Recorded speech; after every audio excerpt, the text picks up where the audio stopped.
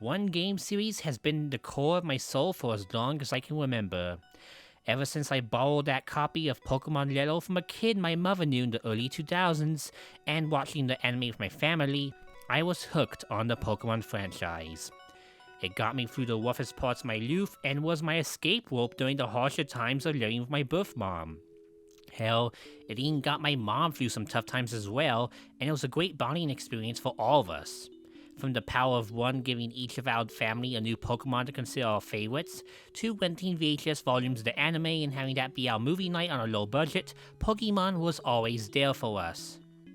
And indeed, while I do plan to try and hopefully do the long overdue anime retrospective and go further in depth on this aspect of it changing my life, recent concerns with other PokeTubers dealing with trouble from the anime's copyright holder put that project on pause as a precaution, and I have an idea for a season finale of my main series as a bit of a sort of sidestep around it. Still, I give this context since the anime shift into a new dubcast and a new network in 2006 would indirectly lead to the most life-changing moment the franchise would ever do for me. Once it shifted from the Saturday mornings of Kids WB onto the cable network that I cherished, Cartoon Network, home of Ed and Eddie and Code Lyoko and all sorts of classics for me, a new, different take on Pokemon would be introduced to me while I waited for that sweet 9th season to kick off. In the run-up to the debut of Pokemon Battle Frontier, I was captivated by this strange, almost hypnotic advertisement. The male host of Cartoon Network Fridays was repeating 3 words in a weird chant of sorts, and I can't find the commercial anywhere on YouTube, nor does Taylor, the co-host that was with him at the time, remember or even, I think, has a copy of this ad, but I know I saw it. It was almost like he was saying, "We want this," like in that Mario ad from the 90s everyone knows, where they chant Mario's name. But I can still remember how he said it like it was yesterday. Pokemon Dungeon Special, yeah! Pokemon Dungeon Special, yeah! Pokemon Dungeon Special, yeah! Pokemon Dungeon Special, yeah! On the next Fridays! Mystery Dungeon? What was that? 8-year-old me was still pretty unsure what he was even talking about until I saw a bumper showing a new anime episode featuring just Pokemon, with no humans whatsoever. A boy waking up in another world as a Squirtle, having to team up with 2 Pokemon to save those in need? This was unlike anything I'd ever seen before, save for that one episode about giant Pokemon Season 1, but that was my least favorite of the entire anime at that point. And outside the Pikachu vacation shorts and whatnot, this was more interesting than those. It seemed like a mystery worth looking at, and I did vaguely remember seeing a few seconds of the E3 trailer for the Mystery Dungeon games at my local GameStop when I was about to get a dental appointment, and I didn't really think much of it at the time. It was just Zapdos and the partner duo just talking. But with that weird commercial and premise in my head all week at school, I made a goal to watch Cartoon Network Fridays and see what Tara and her co-host had to say about this new Pokemon cartoon, and then stay up super late to catch the new season of Pokemon. Unfortunately, I got too caught up in something on my Game Boy Advance and had to go to bed pretty early. But before I was put to bed by my grandmother, I remembered I missed the Mystery Dungeon episode. Panicking, I rushed downstairs to check the cable guide and see if there was any reruns, and to my luck, there was just one more right ahead. I popped in the first blank VHS I could find, hit record, and then went to bed, letting the tape capture the entirety of that Friday night. Sure enough, the next day I would awaken, and that tape was pure hype for me. I eagerly watched the episode, got blown away by the concept of a human turning into a Pokemon, and I fell in love with the episode's animation and action scenes. Sure, the voices were very weird compared to 4 kids when I was used to at that point, but 8-year-old me didn't care all that much. It was a new series, a new cast of characters. The new voices didn't really matter in that case. I still enjoyed every second of that odd 22-minute special, and upon seeing the end and seeing the to be continued, I eagerly awaited news of the next episode, thinking it would be a weekly series and I'd get to enjoy a new take on Pokemon. Well, no next episode ever happened, and in hindsight, it was really made as little more than an ad to advertise the game it was tying with. The Japanese release of the special didn't even happen until 2007 as a web special, 1.5 years after Rescue Team launched in Japan. And despite Pokemon USA advertising it as a new show and some pamphlets, it felt more like a pitch pilot more than anything else, or just a glorified promo video. But consumerism sure worked on me, and I made it my goal to check out these new Pokemon games coming out cause hey, the anime episode got me hooked. And despite only having the Game Boy Advance at the time, since there was a holdover from my time with my mom, and in my new household, my father's side of the family, I had a GameCube, and I didn't need a DS at the time because nothing was interesting me back then. I decided to get Red Rescue Team as a reward for doing good on a spelling test thanks to my Aunt Laura who decided to give me one game to buy after I did good in school. How that whole tale unraveled with a video game is further explored in my first episode of Eternal Memories, my Retrospective series. But needless to say, the Pokemon Mystery Dungeon games would quickly change my life and make me a lifelong fan of the property. The emotional plot of the PMD games would shake me out of the rough transition from household and adoption, and give me the motivation to continue on with life, try to make new friends, or at least just be myself, despite the confusion and uncertainty of why I couldn't live with my mother anymore, and why everything was just so confusing, stressful, and wacky, and why I was just so, traumatized by everything, and having flashbacks and all this painful stuff. Sequels would come out in 2008 and would equally hook me, even if the main story felt juvenile to me in comparison to the first one, but P&D was a pretty exciting and fun spin-off series I found myself getting more and more interested in with each game. And I just struggled to wonder, how are these so well made? Who was responsible? I knew from the get-go a company called Chunsoft made these since they were on the splash before every game, but what role did they play, and why were the main series games never ever this magnitude of story writing, programming, or just gameplay design in general? Turns out, it was mainly due to one man, a man from the Chiba prefecture, one who was in his 40s when the original PMDs came out, and a man that was barely reported on the Western Hemisphere save for some very, very small amount of interviews, and really only given attention to credits of every game in the PMD subseries. For years, I never even noticed, only paying attention to the composer, who has really not had much of an internet presence. And I probably wouldn't have paid attention to Tomie's name in the credits if it wasn't for one game, with one ending that hit me so hard, I made it a pledge as a teenager to move to Japan and work for Chunsoft. Pokemon Mystery Dungeon, Gates to Infinity. As I bawled my eyes out, thinking about that heavy impact of the ending, the part I named after a person from a dream I had around the time of being Rescue Team, Lillian, I caught a glimpse at the scenario writer who written the entire tale during the credits. And, upon learning he did the previous entries that I love so much, including Rescue Team, which changed my life, I decided to aim to work on, or hope to meet someday. Layer by layer, I'd inch closer to my goal, or at least find some way to contact him, especially as I built my website brand and made this YouTube channel. I'd eventually learn more about the company that made the games, and the person who gave joy to millions of players around the world.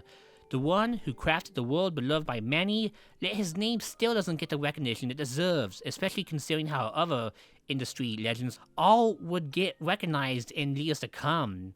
Mainly because of how much big games they made. That this guy, despite, not making big games on the scale of those games like Mario or Zelda, still worked on a Pokemon game, and I argue he deserves a lot of attention. That man is Shinichiro Tomie. This was my journey to contact him, seek him out, and how I, as a person, grew and slowly nudged closer to achieving my ultimate dream in life, to meet and thank the man who helped save me.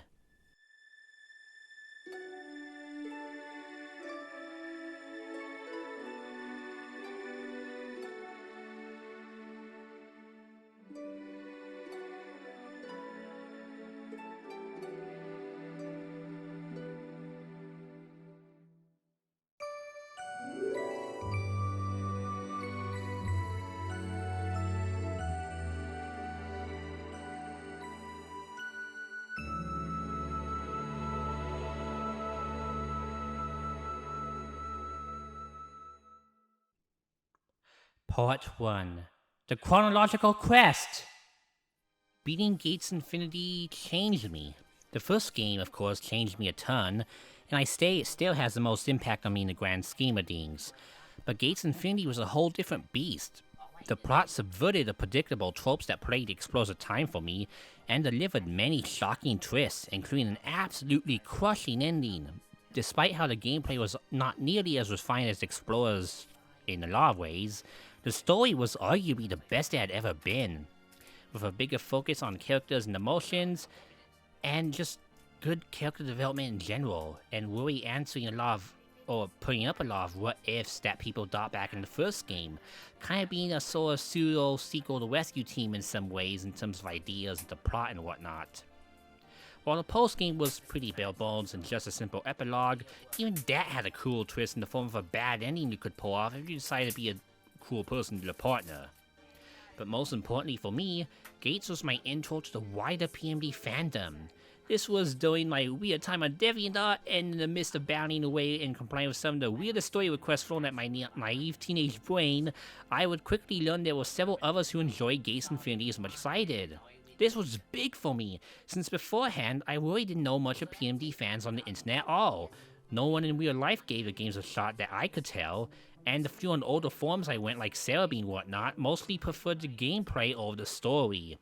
So to meet with some people drawing comics, fan art, and writing fanfictions of this wonderful world, it was a real eye-opener for me. Some good friends were even made on that site, some were lost over the years, and one person I had to fully blacklist. Overall though, the fact I could bond with people over this cool story from a video game I enjoyed helped me feel I wasn't alone, and that just like in the game, I could work towards building a paradise of friends, and learning more about people that had experiences like me. It was also around this time, the spring of 2013, that I looked into ways of contacting the man who had wrote the story, or at the very least, mailing Spike Chunsoft a letter from the US.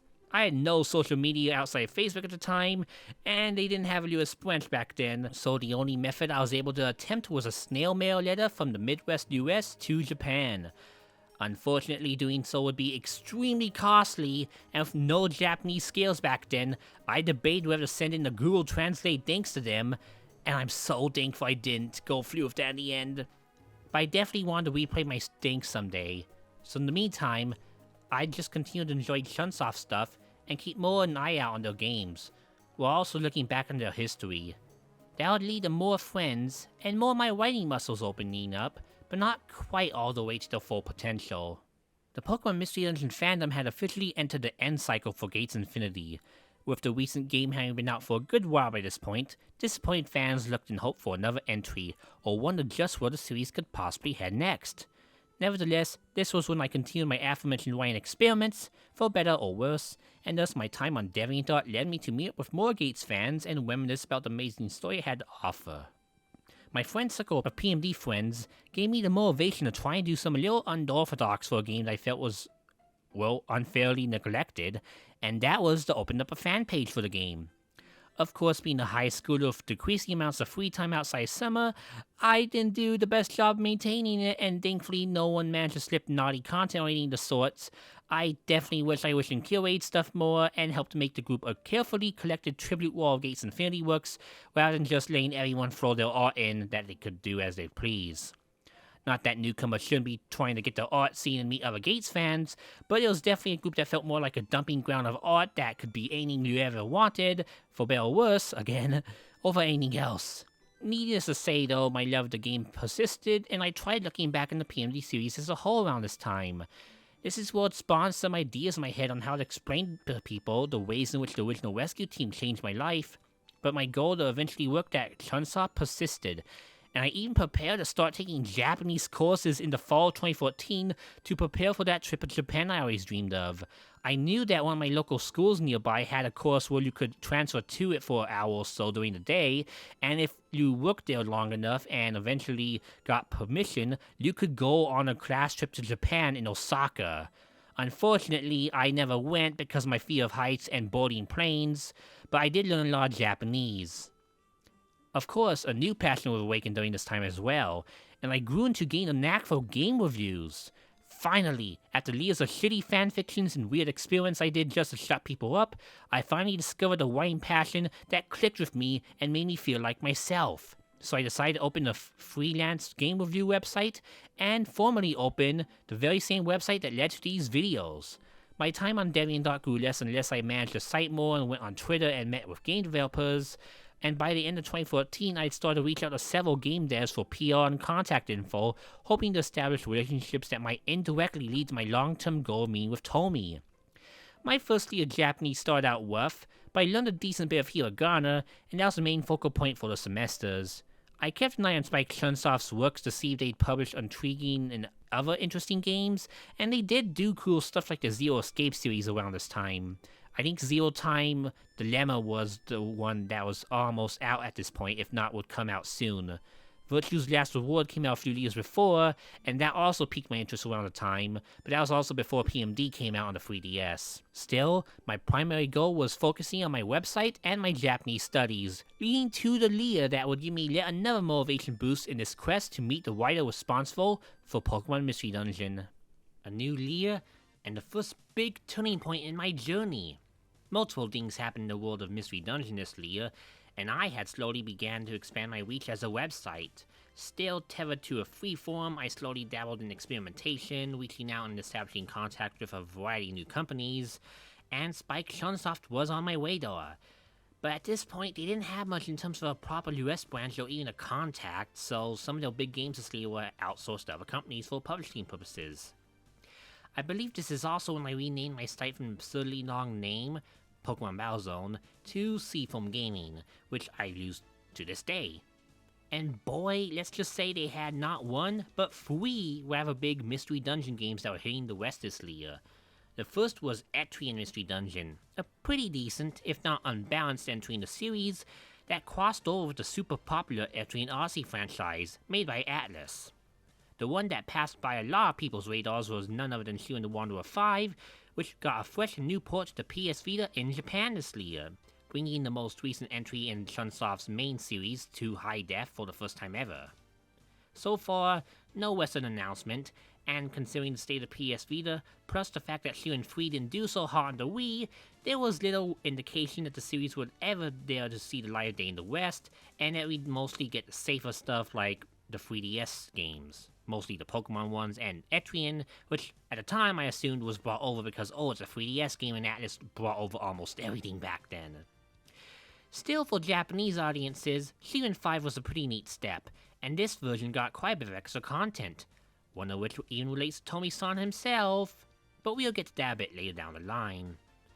As for the game the whole world would look forward to, however, and the game that would become my favorite video game in my entire life, well, Pokemon Super Mystery Dungeon, announced in an ambiguous press release in the spring of 2015, and fully revealed at a Nintendo Direct Micro later that month, Pokemon Super Mystery Dungeon seemed like the game that a lot of Gates detractors had been wanting.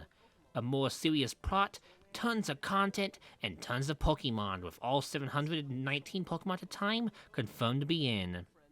Despite originally having nothing but a vague holiday release window, Japan would quickly get confirmation that it would be dated for September 2015, while the US would not get it until November. PAL Folk, on the other hand, missed out big time, not getting this game until February of 2016, mere days before the 20th anniversary celebration of the main series would begin. Regardless, the hype for this particular PMD was the highest I ever had for any media title up to that point. With my passion for the fandom awakened due to Gates Infinity, being able to join the pre-release hype train right from the start, and me working more and more on my website and now being on Twitter, just one game would end up being the match to light my powder keg, getting me involved with so much inspirations that you could argue it created this very video you're watching right now. I joined my first Reddit community with Mystery Dungeon, met other PMD fans on the internet in a much better and safer way than the shadowy pits of DeviantArt. I followed every trace of news and hype for this game that I could via Twitter. I met some great musicians like Bespin Ben, and upon chatting with PMD fans over the course of the summer, even with my rash behavior at times defending my games I liked that not many other people did, I slowly gained something within me I never believed I had. Confidence.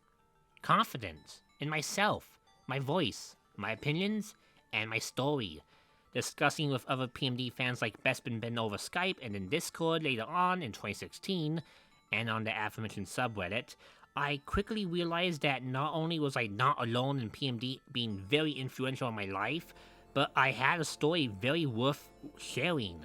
Talking with my new best friends Bespin Ben and Fiddle Do, I decided to think about an old idea I scrapped years ago for my personal YouTube account. I started filming gameplay videos for a new Seafoam Gaming YouTube channel, and since I realized I no longer had those anxieties I had in my personal account to show my face or my voice, and I had a fresh start in my website and didn't have to worry about my old brand or my old username or my old style of content, I realized this was the biggest chance in the world to prove my skills, having just finished up some iMovie courses in high school. And I had a hand-me-down iMac to edit on, so I started up my headline series in August of 2015, known as Eternal Memories. My pride and joy, this series goes over games I had fond memories of at some point in my life, documented for the internet to hear.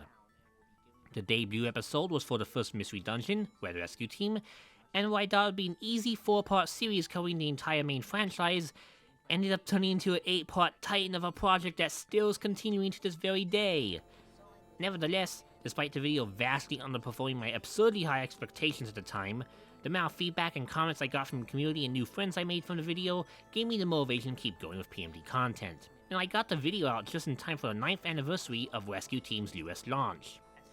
Despite how the video clearly has Asian quality and how even nowadays I'm like, wow, that was made by me, I still feel it was the turning point for my personal career as a YouTuber and as a content creator, for it was the first video I ever made where I flew aside my anxiety of getting on camera to discuss a series I loved and would show more and more hype for as the US launch super loomed.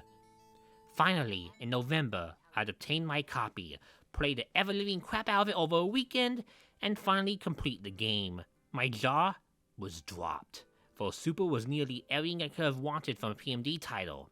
All Pokemon? Check. Cool dungeons? Check. Challenging, but satisfying enemy encounters that seem impossible at first, but are cleverly negotiable in the end? Check.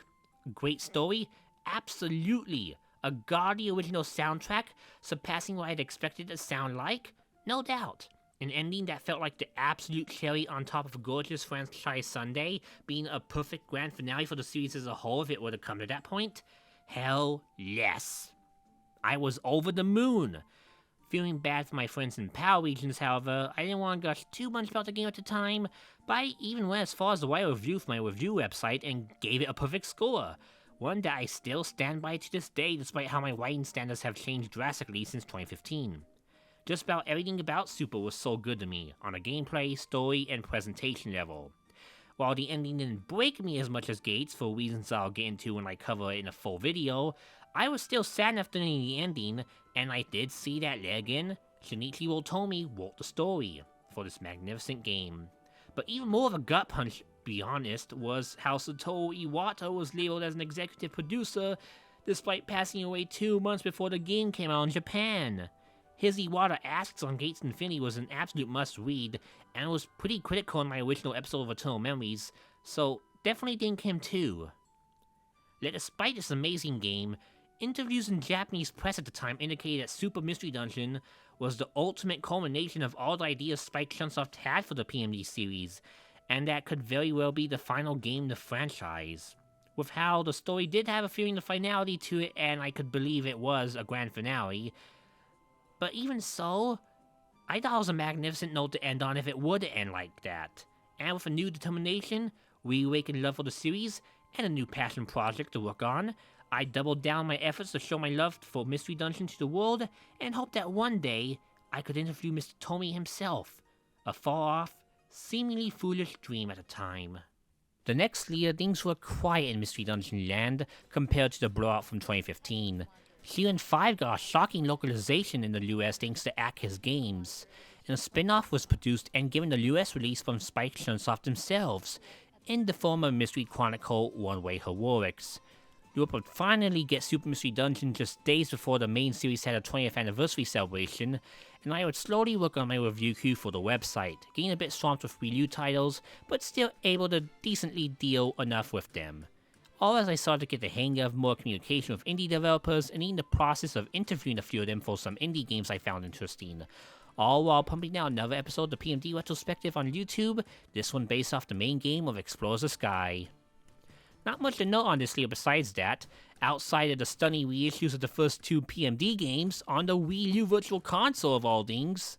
Finally, replaying Red Rescue Team for the first time since I was a kid was a pure treat, All While Explode Sky is the very game that gave me some trouble spots in the retrospective, but I promise you that follow-up with the post-game is still coming.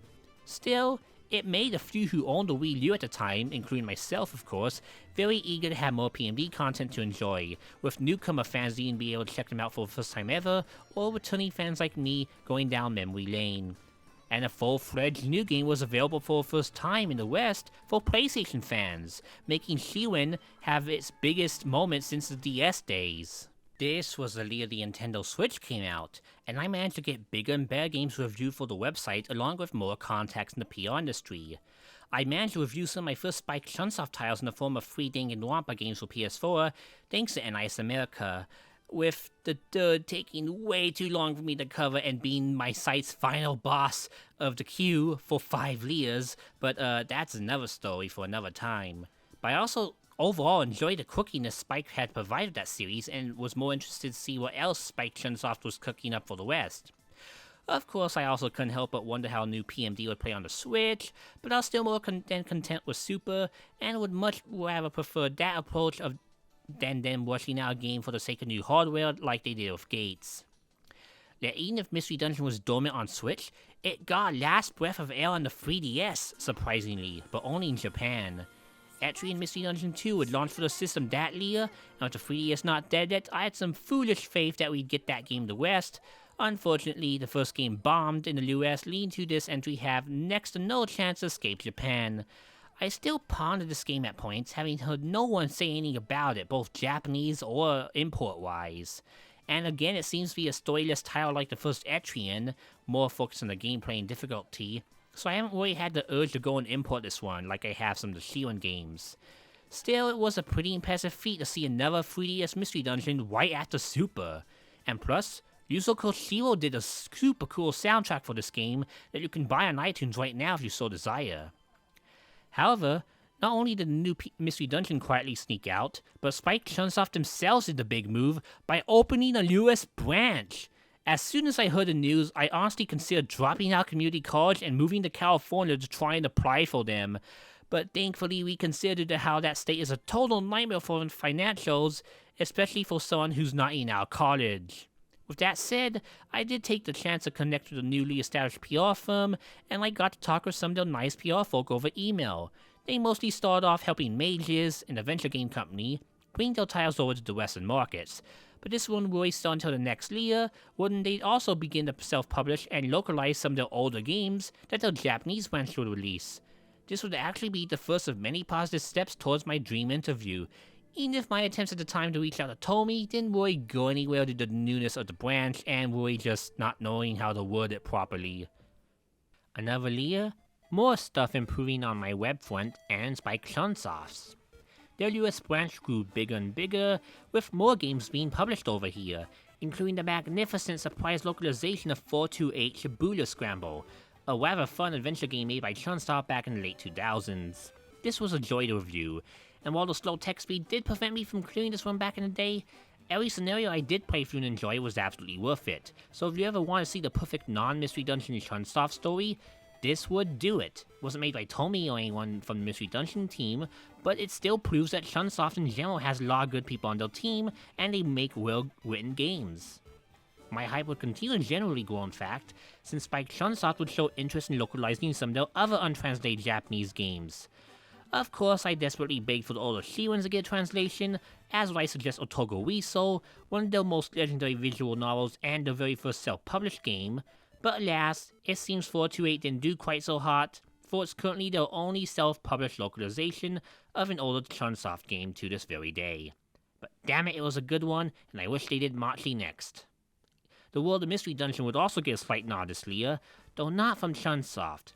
Chocobo's Mystery Dungeon, Everybody, would get announced for Switch and PS4, being a remake of one of Square's Chocobo Mystery Dungeon games, namely the Wii one. These are completely distinct from Chunsoft's own Mystery Dungeon games, and outside of them lending the franchise name to Square, they have basically nothing to do with these. It was pretty darn funny seeing the PMD fanbase blame this game for taking time away from a supposed new entry in the PMD series, since there hadn't been one quite a while since Super, and that worried a lot of fans. And indeed, Chocobo Everybody would launch early in 2019. A pretty fun Mystery Dungeon game, I must say, but it's shockingly brutal, and I did unfortunately get stuck midway through the plot, so I do have to go back and finish this one someday. Alas, it has little to do with Chunsoft, so I'm just gonna leave it there. As for Spike Chunsoft US endeavors this year, they mainly brought over some third-party games along with a few of their own, such as Zenki Zero, a game I still have to review for the website, since unfortunately this was a horrible year in my own personal life, losing 2 close people to meet horrible diseases, with one of my writing buddies Chaz losing diabetes, and my grandfather losing the lung cancer. A horrible year led to horrible productivity, derailing my drive and knocking me off course. Leading to that delay with Zonky Zero and several other games I got from Spike Chunsoft, and basically I told myself I would not contact or bug Spike Chunsoft US for aiming until I finished all the work I owed for them. They were generally cool about it, but I couldn't help but feel guilty for having my whole world derailed and then soon my focus and just not being able to get anything done. I'd ping pong all around, get down to write some stuff, and then I couldn't get any words on the screen. It just drove me insane. But more than ever, especially after I lost my grandpa, I started thinking about the possibility of interviewing Tomie again. I saw someone else mention the good work he did in gaming on Twitter, but otherwise no one really knew his whereabouts. I did debate asking Spike Chunsoft themselves, but my guilt in having the reviews finished up and not being in the state to focus on them led me to holding that off. And the whole world would get the whale later that year, but somehow the derailment led me to looking a little bit on the brighter side, and a shocker that will ring in the new decade. My Tomie search goes into overdrive. Early 2020, I reached out to the one who had been praising Tomie-san's accomplishments, none other than Mohammed Taylor, a lead at Brave Wave Music, a pretty great label of vinyl records covering some of the industry's most talented VGM composers, including some from Tecmo who had worked on the Ninja Gaiden series on NES. This is a critical note for later, but upon hearing his admiration, I reached out to Mohammed and we had some pretty good conversations. I know my quest and hope to one day talk to Tomie, while he know that he was a magnificent creator who had gone back as far as the Famicom days, working with Tecmo on sports titles such as Captain Tsubasa 2, an anime adaptation that would lead to being one of the most ambitious sports RPGs released for the home console market. He was a huge lead on that game, leading to me realizing that Tomie wasn't just a PMD guy like I thought. He had a huge history in the industry, one that I wanted to try and tell when I finally met my dream. Unfortunately, Mohammed himself had no big leads on Tomie, but wished me the best of luck. Then, almost by fate, a remake of the first PMD would get announced in Nintendo Direct, coming out 2 months later. A dream would come true, making me absolutely excited. Unfortunately, the final game did disappoint me by playing way too safe to the original and not remixing enough for me, but it did lead to me gaining some joy out of seeing new friends who'd never tried PMD before finally giving a spin due to how it was not only the first game in the franchise remade in HD, but also that the world just shut down due to an irritating virus that won't go away, so they need something to do, and if Animal Crossing wasn't doing it for them, hey, PMD came out, so why not? Would I have liked PMD DX to be a East Memory Cell Seta style remake that I always dreamt of? Absolutely. But even if I may stick to the original GBA game on this one, I absolutely adored seeing the new wave of PMD fans coming on board, and it once again revitalized discussion in the PMD community, and brought hype up for a new title. I got a bit rash and pretty damn rude at this time, not really being all that well to the previous year, and my current anxiety over the virus, and I do sincerely apologize for anyone I was rude to who happens to watch and listen to this video. I'm definitely in a better spot now, hence why I slowed down on my content in general and just focused on myself. Nevertheless, PMD seemed to have a brighter future than ever, and the main Mystery Dungeon series would get some spotlight, for Shiren 5 got yet another port, this one to Switch and Steam. Coming in at the tail end of 2020, Shiren 5 made the rounds yet again. And hey, even if the older games didn't get brought over, I am at least happy one of the Shiren games is available on PC, and hopefully one day, we'll see the others as well. When its port launched on Switch and Steam in December 2020, I hesitated very heavily about asking for a review code due to my aforementioned time job, my swamped queue, and me still having to deal with my slow-ass nature from 2019, but after weeks of deliberation, I decided to just ask for an interview, and asked by Chunsoft US if I could contact Tomie. Unfortunately, he wasn't available, and all inquiries for the game had closed up by that point, but I was so close. But I had to mess up due to my own personal baggage. Still, I now knew there was a window to achieve, and maybe if I found a more direct link to him, I could still accomplish my goal. The glimmers of hope would slowly grow more bright. Though, with Spike Chunsoft being the ones that published Cyberpunk 2077 in Japan, maybe they also weren't having the best moments in 2020. This ended up being a chaotic year. No new Mystery Dungeon news, but Spike Chunsoft kept on trucking, and a physical edition of Shiren 5 would be made available through Limited Run Games, sparking my desire to acquire the port this way.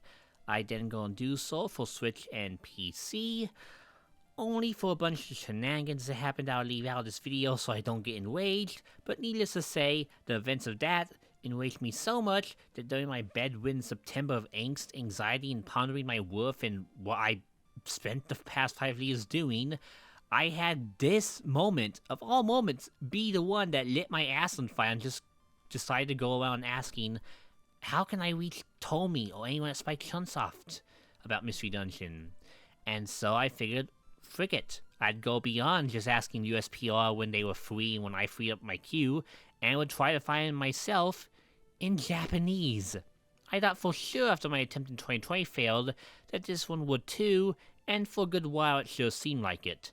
Most of 2021 was just me doing more website and video stuff, and now having a huge full-time job in general, I was super slowed down on basically all kinds of content creation, with most time dedicated to my work.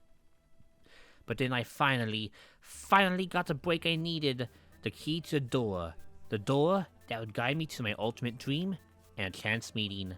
Now all that I had to do was wait for a reply from a certain newsmaker up north, in my vacation cabin area of all places, that I'd even seen on TV during my Minnesota vacations.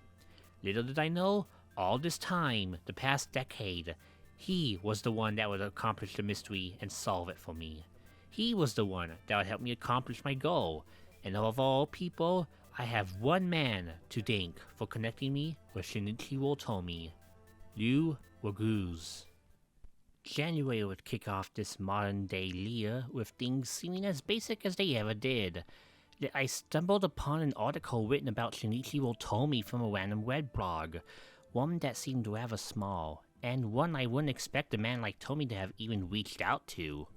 Yet it provided a very fascinating story where someone else had to go meet him for a completely different game he worked on.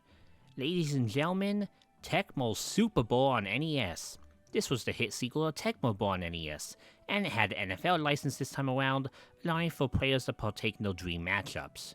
This game was directed by Shinichiro Tomie, and it came out in the West.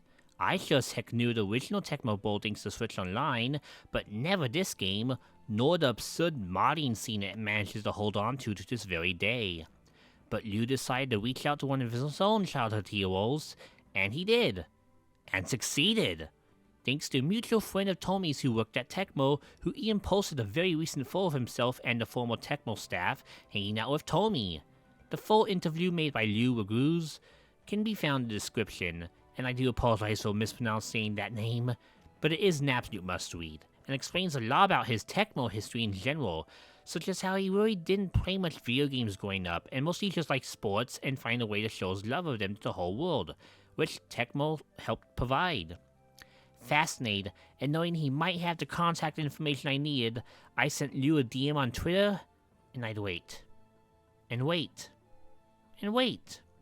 In the meantime, I decided to check out other things going on in the month, such as recent translations by Shmuplations, interviewing various people from the industry, and one of them happened to catch my eye during this arduous waiting period, with the middle of January leading to the release of a translated interview with Masarasu Yamamoto, one of the main programmers on Valis, another favorite game series of mine. But reading up on that interview led to quite a shock, for he ended up being revealed as the main programmer behind Pokemon Mystery Dungeon Rescue Team and one of several main programmers for the Explorer Saga. This was something I had to make a mental note of for later, and see if I could perhaps put him on my bucket list next for interviewing.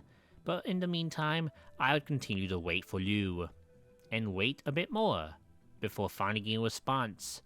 Liu agreed, hearing my plight and my inspiration Tomie left behind with PMD, and upon looking around, in February 2022, he sent me his contact info. warning me he had to use a translator to do that interview since Tomie knows zero English. He wished me good luck with my quest. And I had finally accomplished my goal. I got Tomie's contact info. He was so close, I could barely reach him. Tell him how much he meant to me. I just had to send him a request over email and get it translated to Japanese.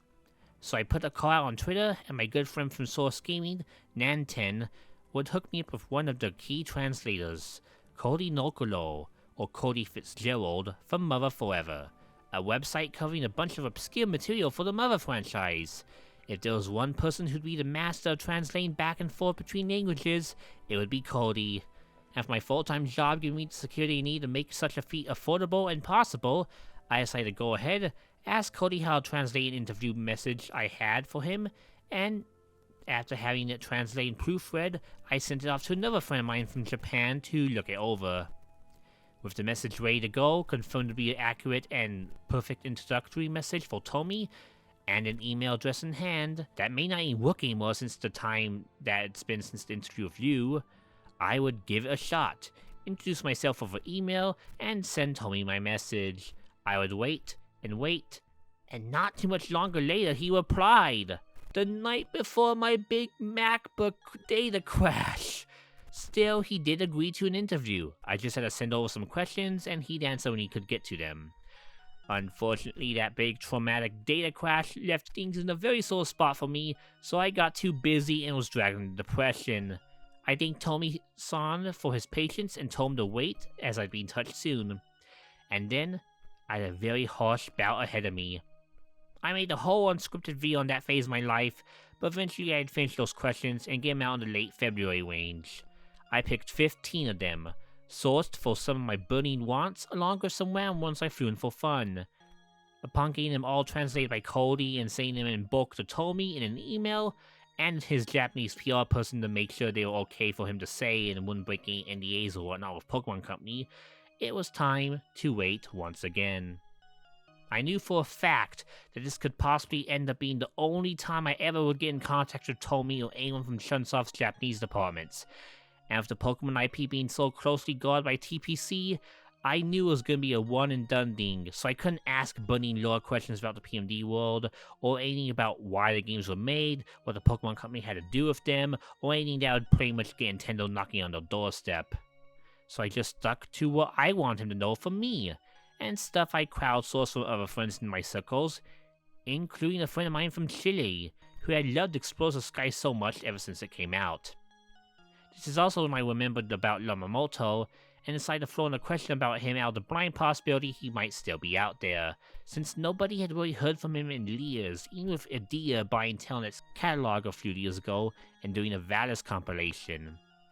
So I just waited once again. March was still stressful, and it took me an awfully long time to get back to my normal routine.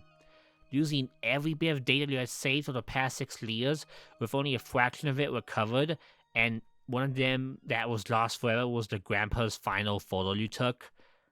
It really does a mental toll to any content creator or person. So March just became a good way to take time off. Albeit I was dealing with issues with my new Windows PC, which I also had to buy in this time frame, which again is covered in that update video. Nevertheless, I started to worry by mid-March that something had happened to Tomie, and maybe I did something horribly wrong. Did I mess up? Did I make a mistake? Or ask a question that overstepped my bounds? Did Tomie think I was pranking him? Like, why would a random foreigner from the Midwest and the United States want to ever talk to him to begin with? It remained rather difficult and anxiety-inducing to say the least, with me on the verge of asking Cody to draft another letter to Tomie, asking him if he saw my message, just to make sure I didn't screw up.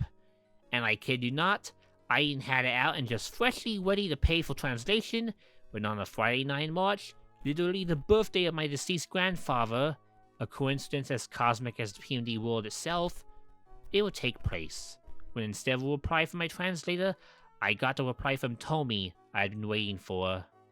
Looking it over, making sure it wasn't just simple PR talk or generic answers, I was very nervous, using my hiragana language to barely piece together some of the first few answers to make sure it wasn't just PR speak or generic we can't answer that questions, and upon doing so, I felt a huge wave of relief, and a huge burst of joy, Because on the birthday that reminded me of Sooooooo, that was meant to be a sad day to mourn someone I lost.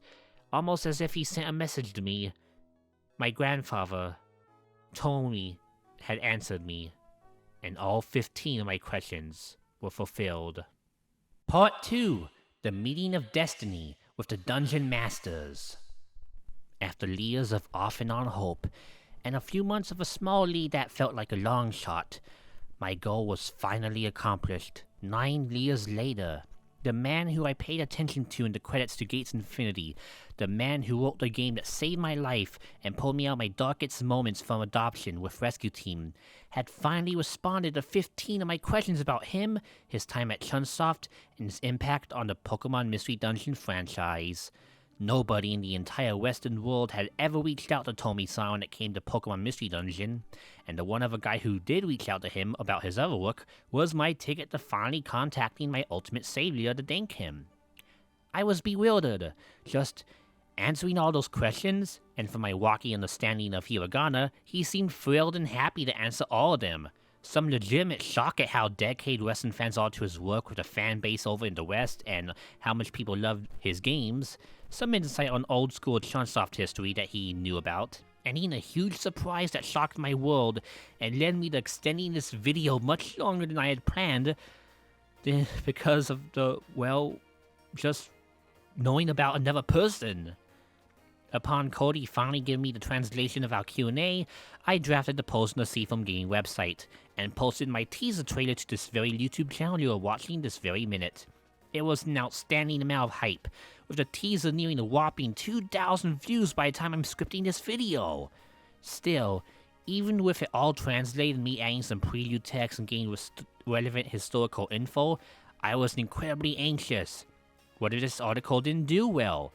What if people thought it was no big deal, or got mad at Tomie due to their grievances with the series, such as Gates Infinity turning out the way it did, or Shiren 3 being easier than the other entries? What if the interview got quickly swept aside, drowned out by the SEO-filled hellhole that is the modern internet?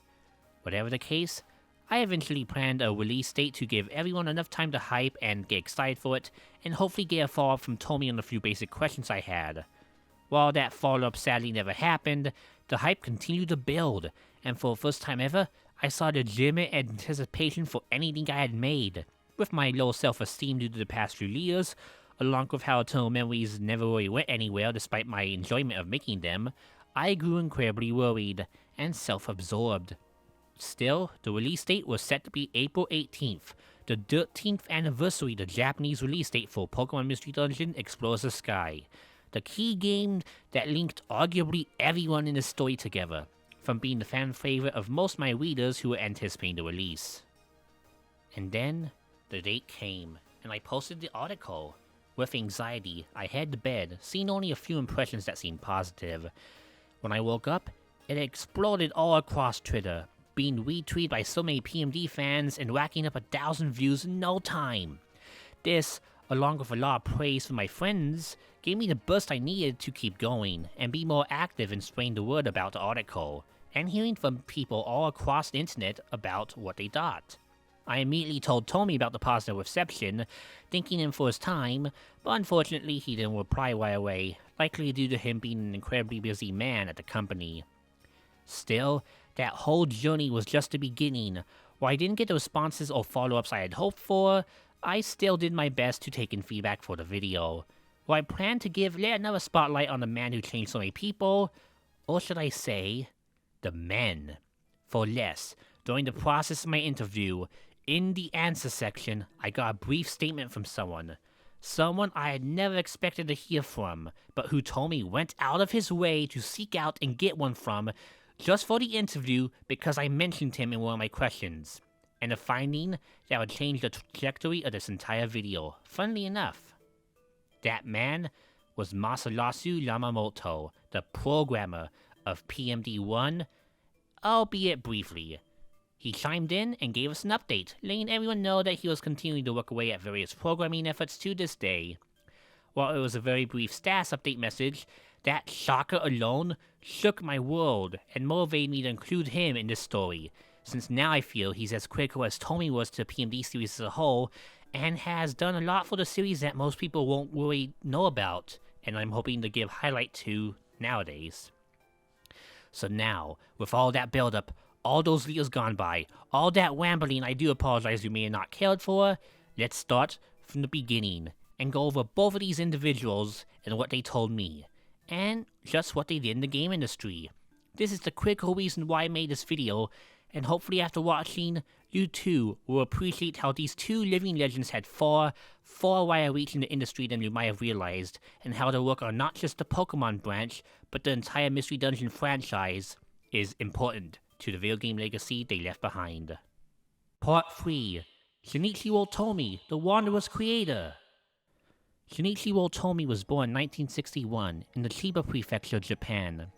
Not much is really known about him before he started his first job in the video game industry, but in the mid-80s, he started working for Tecmo on their sports titles, mainly some of their arcade ones such as Gridiron Fight and Tekken World Cup. He would eventually help out with Tecmo Bowl as a producer before reaching the director role in Tecmo Super Bowl on NES, getting along very well with Akihiko Shimoji, the lead programmer on the title.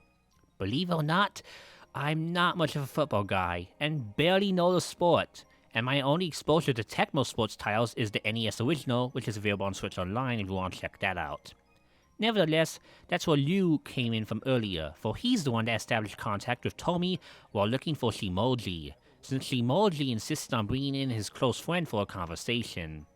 Good on his part, for without Akihiko Shimoji and Liu doing their own quest, I might have never been able to find Tomie myself. Liu's interview on all the mechanics and tricks they pull off for Super Bowl is still a fantastic read, so if you take anything else from this segment, make sure to check his stuff out, especially if you're a football fan or just a fan of Tecmo Super Bowl. Regardless, Tomie's work on Tecmo Super Bowl, alongside with working on the aforementioned Captain Tsubasa 2 due to his love of soccer and the hit anime show, really cemented his status in the industry, and in 1992, he would join Chunsoft, who didn't really have many writers back then. Otogawiso would launch the same year on the Super Famicom, and would kick Chunsoft into the sound novel genre as their first big self-published hit, since before 92, they had worked on the majority of games in the Dragon Quest series, which took Japan by storm, along with various other titles such as the Portopia serial Murder Case, one of the most influential titles of all Japanese gaming, thanks to the work of Yuji Horii and his team. So yeah, Chunsoft was a big deal, even if they were mostly developers and not known as a publisher yet. Still, Tomie would come in and join them, and before long, he'd work on the second entry in the Mystery Dungeon series, changing focus after the original game starred a character from Dragon Quest IV, Torneko, to something completely original. That series would become Shiren the Wanderer. Tomie would work on many entries in this wonderful franchise, mainly as the planner or scenario writer, but he even directed a few himself, such as the hugely popular N64 entry, Shiren 2, or the peculiar soccer spin-off known as Shiren Monsters Netso. Yes, Tomie would turn to his sports game's roots by pitting the monster enemies in Shiren into a soccer game, where they all goof around and have chaotic fun playing the sport. You even have a story mode where you manage a team, and it's rather ambitious if I do say so myself. Definitely the weirdest spin-off the Mystery Dungeon series will ever get, but my time with my import copy is a shockingly fun one, which probably shouldn't be too much of a surprise, since Captain Tsubasa 2 was heavily praised for a fun, engaging take on the sport as well, and Tecmo Super Bowl is still considered by many to be the best NFL video game ever made, even in an age where literally man titles flood the shelves. Heck, one of my favorite moments with Tomie is that one of his very few on-screen appearances was in an episode of Game Center CX, where he talks to the show's host about his time at Chunsoft, and even challenged him to a duel of Netso, where he obliterated Arino. Truly a great man and enjoyed making fun experiences, and a wonderful world for them to set place in. One of the Shiren games I asked him about was one that's technically lost media, in the form of BSX Shiren, a game streamed over satellite for the Satellaview. This was done by providing vocal narration for the game, giving it an extra sense of audio, and a unique scenario based off the engine of Shiren 1.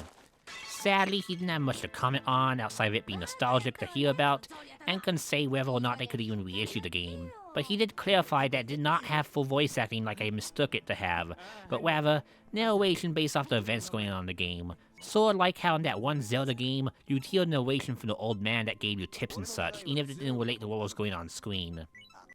However, in 2005, Tomie would shift focus just a little bit, going to a supervisor position for Shiren 3 to 5, and instead taking his director and scenario writing duties to a new branch in the Mystery Dungeon franchise, the one most of you came here for, Pokemon Mystery Dungeon. Back in the very first episode of Eternal Memories, we went into how that Iwata Asks interview he did clarified a lot about this original game's development process, and mainly how he was the one that came up with the idea to make it about a human finding himself transformed into a Pokemon, and was also the one that came up with the idea of a partner to guide him throughout the adventure, along with the whole focus on the narrative. The whole Pokemon world, the gripping, stronger narrative, the great character writing, all of that was thanks to Tomie and Imoko Tanaka, who also helped on the story. This is just a theory of mine, but the Japanese press originally labeled the first PMD as Pikachu's Great Adventure back when it was being rumored, before the game was properly unveiled under the titles and story we know today. Perhaps this Pikachu concept was just a simple story-light, gameplay-focused endeavor like the Torneko series? Whatever the case, Tomie took in the right direction in the end, and this game, Red Rescue Team, was the one that changed my life, along with many others. I had to let him know this, and he was honored to hear it, really thankful that the games they worked on together as a team at Chunsoft to ship out to the world changed and helped out a lot of people, just as they hope to do whenever they get to work on a project that gets a wide release. I definitely can see where Tomie's coming from on this, since in general, a lot of Chunsoft games never really made outside Japan, and before the first PMD, those that did were often ignored or critically panned. Outside the first Dragon Warrior on NES, I don't even think Chunsoft had a game in the US that sold all that well, and even then, more people remember Dragon Warrior for the Nintendo Power promotion than anything else, with it taking until recent times for the series proper to build a bigger fanbase. In fact, with the recent revelation of the first Torneko game being prototyped at NOA and NOE for Western release, it appears that Chunsoft and Enix really did want the Dragon Quest brand to catch on all around the world. But it appears the closure of Enix's US branch at the time led to Taloon's Mystery Dungeon, the English version of Torneko, being lost in time. A huge shame, considering how I honestly wonder how the Mystery Dungeon IP would have turned out had that game gotten localized. We did get a second Torneko localized on PS1, but as I noted earlier, it got mauled by critics and did not do so well commercially at all. Would the Super Nintendo original had a better outlook? Would it have led to Shiren 2 being one of the few RPGs on N64 in the West, making it a cult hit here like it was in Japan? Would Pokemon Mystery Dungeon have happened earlier with the series being more popular, or later, had Mystery Dungeon itself turned into a cult series in the West if the old games did badly? Who knows? But hearing how Tomie was eager to learn the Western fanbase he had next to no idea even existed was enough to bring me a smile, and makes me hopeful if he does do a new Mystery Dungeon project, whether that be a Shiren or Pokemon game, the Western fanbase will make our love for his work known. Tomie would also explain to me that when writing the Mystery Dungeon world, he makes them so that they do not interfere with the core gameplay of them all that much, which is pretty understandable, and explains why the Pokemon world in PMD is vastly different than that of the main series, and why you won't come across a Pokemon in the PMD world, or a Virus Seed or Wonder Orb in the mainline games. The Pokemon Company helped quite a lot on that front too, and he stressed to me that every Mystery Dungeon game is ultimately a team effort in the end, so as much as I will praise Tomie and Yamamoto for their work on the series in this video, everyone who worked on these games is an all-star in the end. And they seem to be pretty good friends outside the job too, considering how Tomie stays in touch with his Tecmo employees to this day, and had a contact for Yamamoto despite how long it's been since they had worked together. With one Pokemon game down, a sequel would follow, with the hit Explorer Saga coming out in 2007 and 2009. And Tomie noted how the more emotional story here was one he was especially proud of, both in an interview found in the Pokemon Mystery Dungeon pre-orders booklet, The Explorer's Guide, and in his interview with myself. He noted to me that the climactic ending scene, the sheer emotion where the partner reflects back on their departed friend and breaks down over all the memories of a person long gone overwhelming them, was one that made him especially sad while writing it, and how he emphasized to the development staff to program the bubbles to move during the staff roll, just like they did in the introduction to the game, to mark the adventure as a bookend from beginning to end. One that I think we can all agree worked out brilliantly in the end. and even Chunsoft staff told Tomie that they believe that one scene is his magnum opus. And in fact, he believes it. The ending to Mystery Dungeon Explorers is his favorite scene from anything he had ever made, even counting the Shiren titles and everything else he had worked on so far in his life. And that sheer determination and hard work to make the bubbles flow just right was much more worth it in the end. While Explorers is nowhere close to my personal favorite PMD, even I cannot deny how impactful it is to pretty much everyone who ever tries this franchise, and I still have to recommend it to everyone if you haven't played Skylet to give it a go. In fact, one of the special episodes of Sky even had an ending line written directly by Tomie, with special episode 2 concluding in Wigglytuff going on about how there aren't any truly bad Pokemon in the world, and no one's born bad, just misguided. And he also considers that a highlight of his work on the game overall. Considering how Special Episode 2 is considered to be one of the best by fans and fleshed out character a lot of people like, I think Tomie did an outstanding job with it. After the release of Explorers of Sky, a third installment was made on the Wii, with Tomie back at the helm for writing it. But this one is rather carefree, and it's clearly just meant to be a lower budget entry in the series. Still, the story, while it had a pretty awful reception for years before the recent fan translations came out for it, is fine enough, and serves the purpose of being a cute plot about friendship and helping others in need, which is honestly a breather after the heavy emotions from the rest of the franchise. I didn't really have much to ask him about on this front, but both him and Yamamoto worked on this title as well. However, the fourth chapter, the one that kicked off this whole journey for me, would launch in Japan in late 2012. Pokemon Mystery Dungeon Gates Infinity, scoring an outstanding 38 out of 14 from Mitsu Magazine, would become quite the unpopular game in the West due to a variety of gameplay changes and a rocky transition to 3D. Nevertheless, the story is one of the aspects people praise the most here, and indeed, Tomie remembers this game quite fondly too, with him noting to me unprompted that the ending to this game, which is so much better as a shocker to the point I won't spoil it here, was his second favorite moment as a writer, due to how the emotional energy of the characters in that situation played out, and how it was one that the players themselves could feel very deeply. And yeah, it definitely is my second favorite PMD story, and was the motivator for me going out to find him to thank him for it, so I say he nailed it perfectly on that front. Lastly, he'd write Super Mystery Dungeon, the climactic finale to the PMD story as of now, along with a remake of the first game, which he also directed, making Rescue Team DX on Switch his first directorial role in the PMD series. He also managed to sneak in a clever message in the recent ports of Shiren 5, implying he'd love to work on a 6th entry before his retirement, and honestly, with PMD feeling like it had a fantastic 5-part arc to it that ended properly and fine enough for me, I say he should go on a bang with Shiren 6. While PMD fans may think the current 7-year gap between Super and now is super long, Shiren 5 came out in 2010 on the Nintendo DS. That's almost as long as the last Pokemon Ranger game took, for familiar context. So yeah, I say a new Shiren is what I'd personally prefer the man work on next. Once again, I thank Tomie for his time, and told him once more about the fans overseas that love his work. He knows that Japanese fans had reached out to him in the past, and he's very honored and thankful to hear from any of them, and was very excited to just learn the sheer size of the Western PMD fan base. With that interview done and me hearing from him, that was that for me and Tomie, and I didn't hear back from him for a long while, despite occasionally letting him know about a cool fan remix I saw, or a recent Mystery Dungeon related pickup I did. But I knew he was incredibly busy, and I managed to get in touch with other people at Chunsoft who were at least able to let me know he's doing okay and is hard at work, just like always.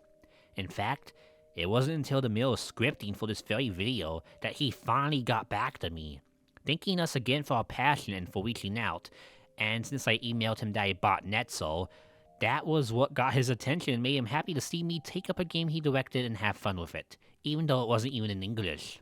He even mentioned my translator Cody by name, and praised his work on the interview, so yeah, I'll do the same too. If you haven't checked out Cody's content on Mother Forever, where he mostly does his work, you should really do so. And I'll leave a plug right here for you to make sure to come back to this video. It's not every day when the writer of one of your favorite games gives you praise for translation work, so I say Cody should take that in stride. However, our story is not over, even if talking about Tomie is. For in that interview, we mentioned that we got a statement from Masalasu Yamamoto, and that was the programmer of PMD1, one who I never even knew about before that Shmup Relations interview. What originally was a video just covering my journey and Tomie's history in the industry, well, this would normally end the video, it would eventually evolve into me having to emphasize that let another person who was very critical and a long-standing member in the industry who helped to make the early PMD games what they are, and one who I argue should maybe be my next goal to do a full interview with. That's right, we still have to talk about Masalasu Yamamoto. Part 4. The Fantasm Programmer. Masalasu Yamamoto is someone you probably never heard of before this video, but he's absolutely critical to Chunsoft and the Mystery Dungeon series as a whole, along with the computer gaming scene in Japan. He programmed many games in the franchise, including the original PMD as the lead programmer, and as one of several programmers on PMD2, the Explorers games, and being back to being the main programmer for the WiiWare trilogy. But before then, he programmed the Game Boy Advance ports of Tornado 2 and 3, with a ton of the UI, assets, sound, and other aspects from the first PMD coming straight from these games, which in turn came from the PS1 Tornado game, The Great Hope, which is the PS1 original of Tornado 2. He also programmed that version as well, so in reality you could say that these assets from Pokemon Mystery Dungeon you might recognize from the Rescue Team games stretch all the way back to the late 90s on the PS1, which is really crazy. To be blunt, info on Yamamoto is still very light in the Western-speaking world. Most of what sparked my interest in his work and why I want to do my best to promote him with what knowledge I do know is mostly thanks to the work of Shmup Relations, who translate his big interview in Game Show Kunin, conducted back in around 2008. This essentially is all we really know about him from an English perspective, and that interview is just translated this year. And as of late, he hasn't even done much in video games, at least as far as I can tell, outside of some work on the Zero Escape series. Which is why Tomie forwarding a statement from him in my interview was so bewildering to me. Even if brief, it gave me hope. And indeed, I didn't get a full interview with Yamamoto, just that statement. But seeing how I asked the question and did some looking around, I truly feel he also deserves some spotlight. And even though Tomie did note that it is a team effort for all the Mystery Dungeon games, while I can't feature every member of the team as much as I want to know everything about everyone, I figure I'm gonna give spotlight to another member of the PMD team with Yamamoto's history. So let's look back and see what the programmer who made the PMD games work back in the day accomplished over his career, and give him a spotlight that should help you appreciate his technical prowess nevertheless. And from what I know from our interview, Yamamoto is still out there, just like he told me, so hopefully this appreciation will maybe make him see this video, or at least hear about it, and at least realize that he too is respected, and that his work did change a lot of lives, like it did mine. So if you haven't heard of Mr. Yamamoto before now, strap in, we're going deep. Masalasu Yamamoto's early claims to fame originate from the 1980s, when the young adult learned how to program by borrowing an NEC PC-8801 from one of his high school friends. For the uninitiated, the PC-88 was one of Japan's biggest home computers, and in general the country had a reasonable following for computers such as the MSX, Sharp X1, and the PC-88/98. Of course, the Famicom and such were around and very popular, especially as the decade rolled over to the 1990s, but for those with the luxury of a home computer, you could not only do computer work on these machines, but play games, or make games. In the early 1980s, especially, these machines were pretty prominent, and Yamamoto started off by learning how to code in BASIC, which you may recognize as the format used in other such means like Smile Basic on the Nintendo Switch. If you want to learn more about what sort of games that the PC-88 could play and how it did so, and what cool goodies they came with, Basement Brothers has an outstanding video series showing some games being played off real hardware, which is a huge miracle since these machines do not stand the test of times, especially with those sensitive floppy disks. Anywho, after some fiddling and learning the limitations of BASIC, Yamamoto would learn assembly, and eventually self-teach himself programming while using a compiler that came with a magazine he read. Believe it or not though, his entry in the gaming industry was by pure whim, for he was approved for going to college during the end of his high school career, and decided to find a part-time job while he waited, which led to him applying for NIHON TELENET after seeing an employment ad in a newspaper magazine, which led to him being quickly hired by the new leader. He started off as an X1 programmer, and Yamamoto would soon realize that the X1 Turbo was vastly different in how the older models used by Telenet staff could program, leading to some challenges. In fact, Telenet would eventually put so much work on him for programming that his own time for schooling would shrink more and more, leading to his school being rather unhappy with his absences.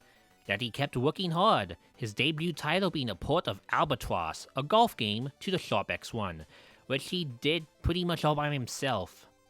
Unfortunately, the rough nature of working in the industry, let alone one with little in terms of good corporate policies or protections, led to Yamamoto not even getting paid for his work until after he fully finished the product, and it was only after finishing Albatross that he was given a monthly wage.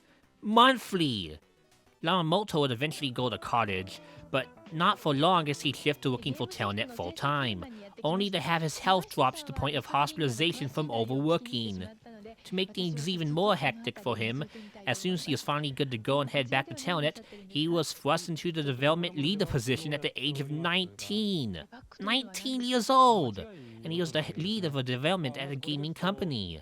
But with the full-time status in his new position now in gear, his salary went up a lot, and he'd soon get back to work on lots of games for the company.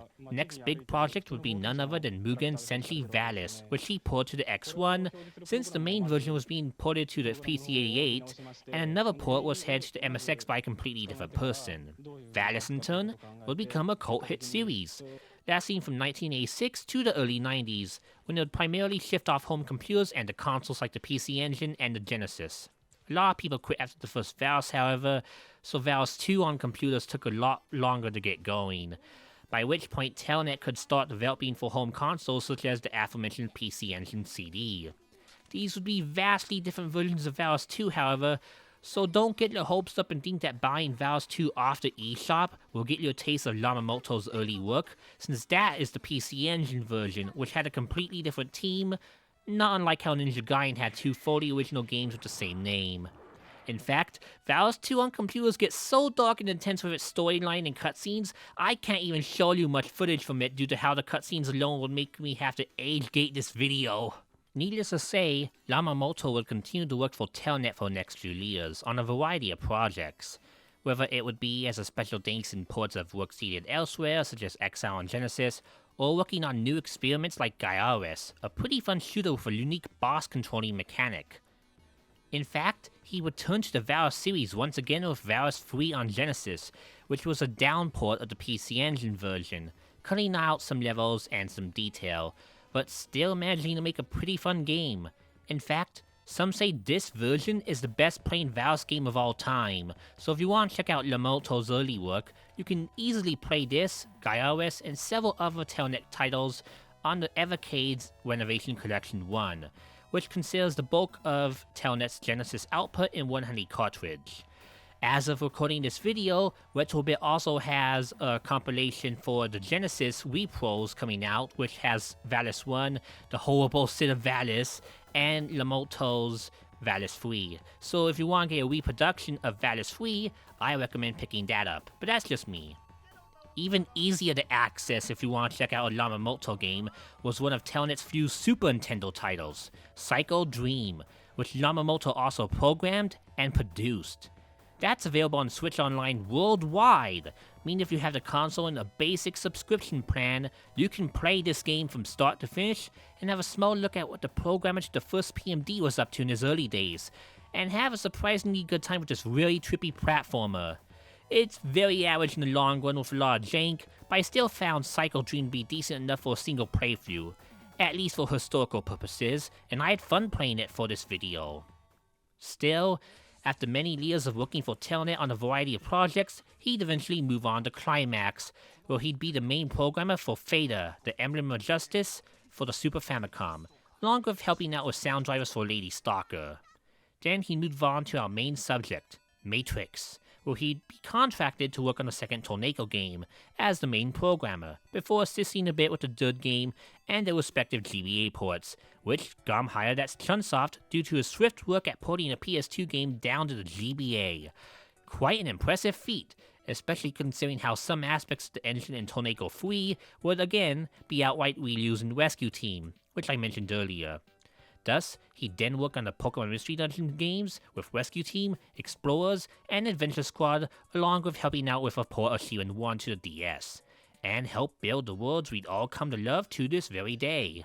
And that about covers it for Yamamoto, as after this point he'd slowly diminish his appearance in video game credits before slipping away into obscurity yet again.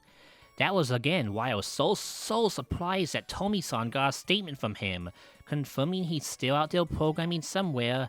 I don't know exactly for who, but I'm at least proud to have done my best to show some spotlight on this wonderful man, along with the amazing writer who inspired me to go on this 9-year quest. So, I'll end off on a quote from Yamamoto in that aforementioned interview.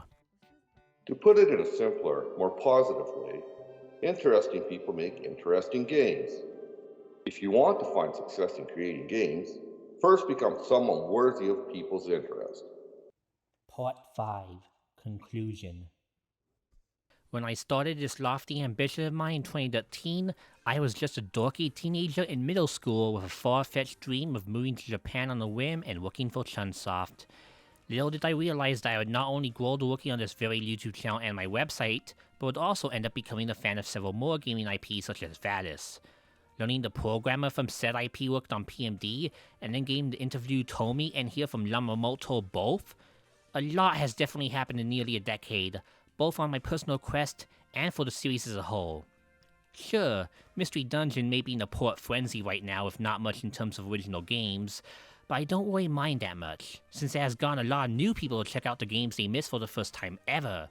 I knew plenty of people who checked out Shiren 5 after enjoying Rescue Team DX, and likewise I knew tons of my friends of mine that had Rescue Team DX be the perfect companion game during lockdown, along with Animal Crossing, of course.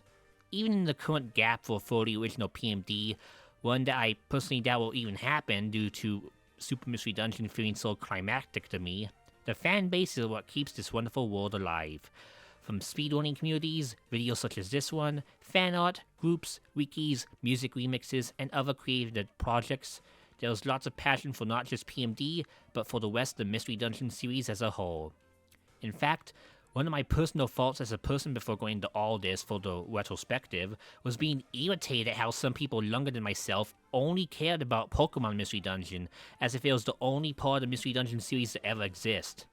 I remember the times where Etrian Mystery Dungeon or Chocobo Everybody got announced, and people flipped their lids at it not being a Pokemon Mystery Dungeon game, despite the latter not even being made by Chunsoft at all, and thinking that they were insane, that those fans should respect their elders and play the original Shiren, and that they weren't true Mystery Dungeon Mega fans without doing so.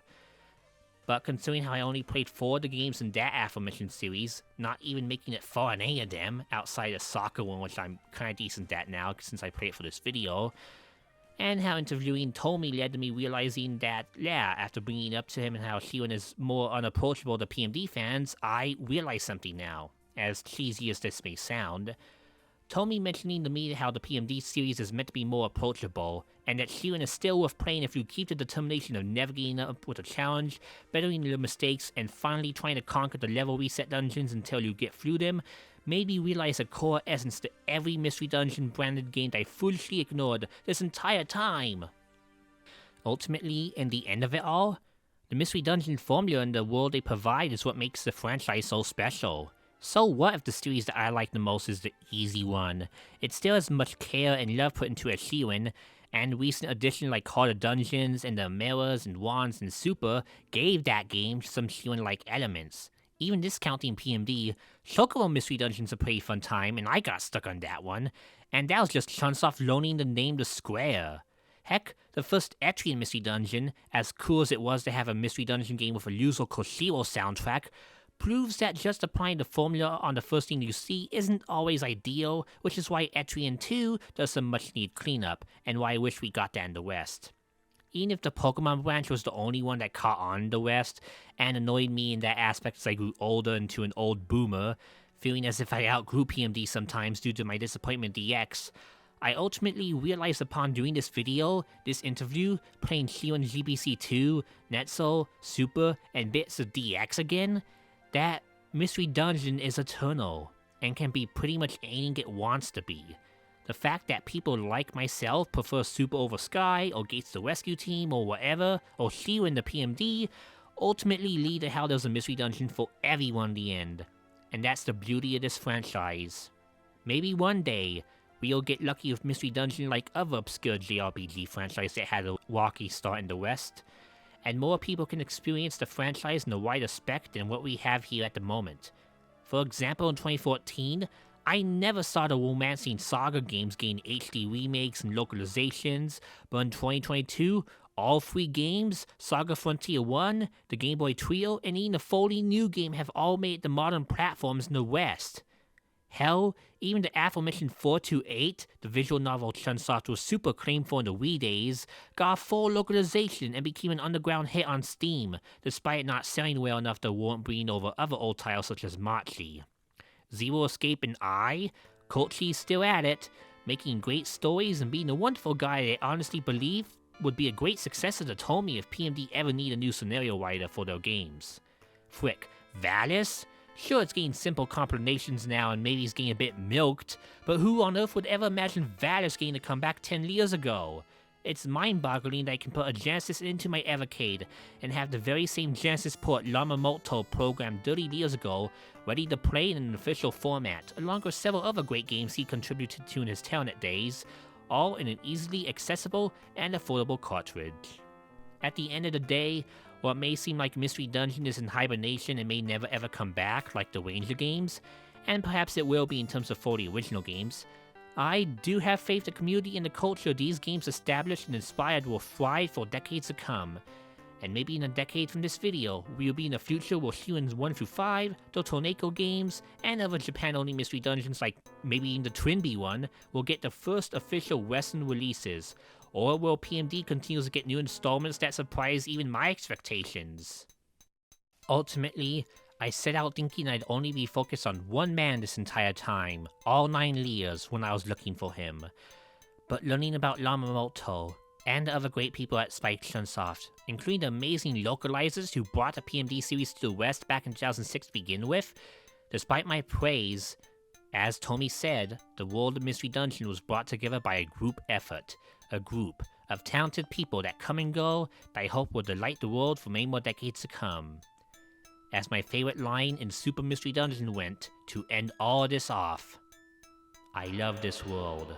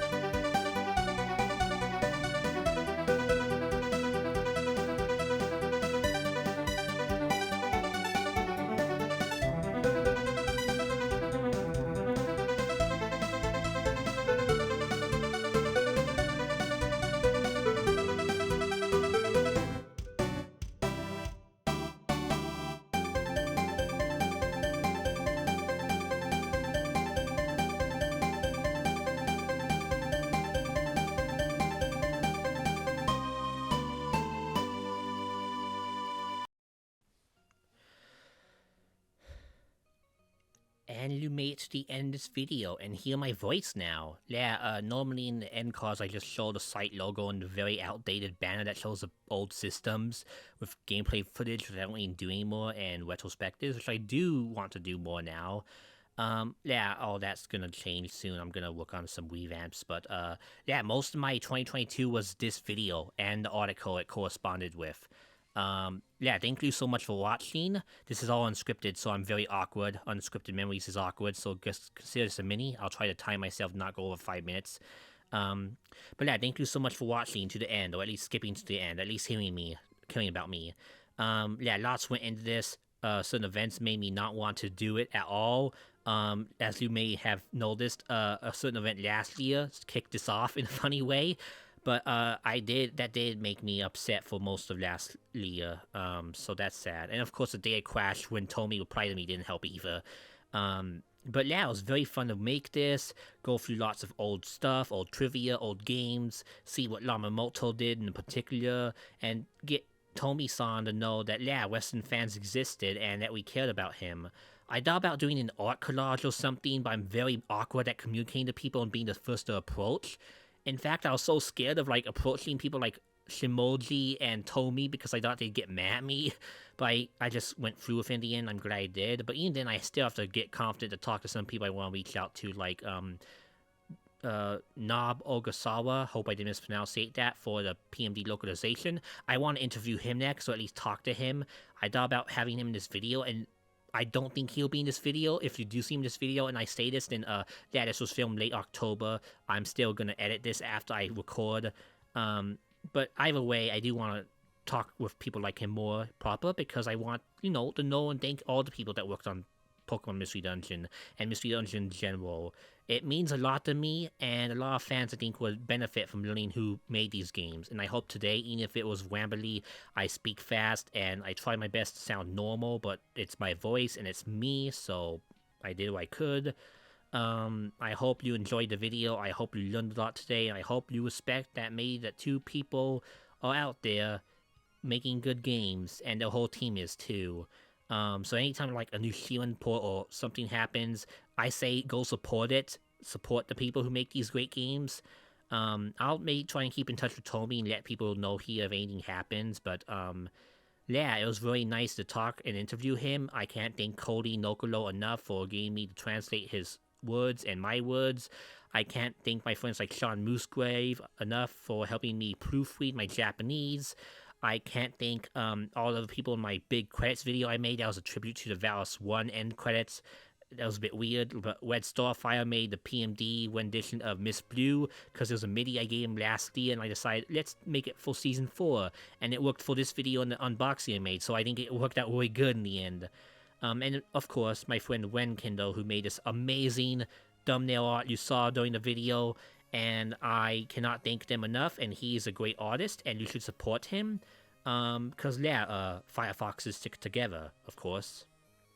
Of course, my family and all that stuff I think too, even with my stress and whatnot going on in life. And yeah, I don't think I'll do a video like this for a while. I still want to do the PMD retrospective, but it won't be nearly this in-depth. But at least making this video gave me inspiration and ideas for other videos and how to edit, so again, I hope you enjoy this, even if it's awkward or not up to snuff, but I really worked hard on it, even with my full-time job. So once again, thank you, take care, trans rights are human rights, LGBT rights are human rights, free Palestine, all the stuff that I believe in just to hope the world would get peace, because I feel that everyone wants the world to be at peace and for all people to enjoy what they want, in terms of like, Mystery Dungeon, games, stuff that makes them happy to help pull them out of those dark times like I got pulled out of my dark time with this game. So yeah, let me know in the comments what you thought, like, of the video, of the series. Maybe if you have your own story on how it inspired you, like Mystery Dungeon. I want to forward as much as I can to Tomie. So if you have any long stories, please let me know. I don't censor anything in the comments, so if the comments eat it, just try again. But yeah, take care, be safe, and I think I made it just in time. Bye.